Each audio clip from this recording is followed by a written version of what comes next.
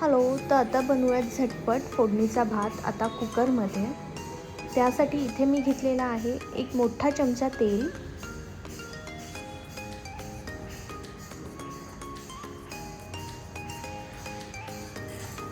एक बारीक चमचा जिरं आणि मोहरी,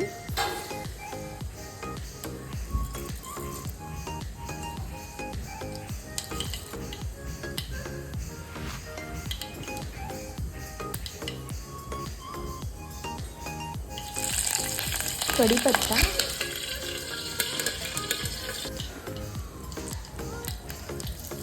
हिंग,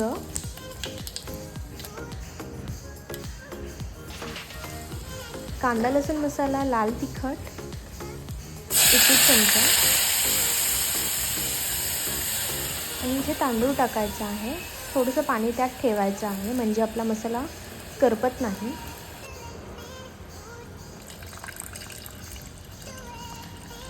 इथे घेतलेला आहे 1 वाटीभर तांदूळ आणि 1 ग्लास पाणी.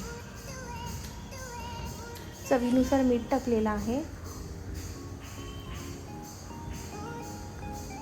उकळी आली आहे. आता आपण ह्याला 2 शिट्ट्या घेणार आहोत.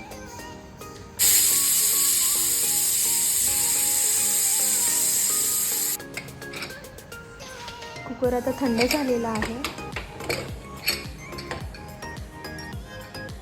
मस्त वास सुटला आहे.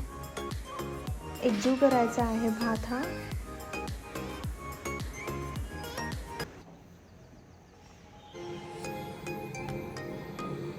अशा प्रकारे आपला हा फोडणीचा भात तयार आहे.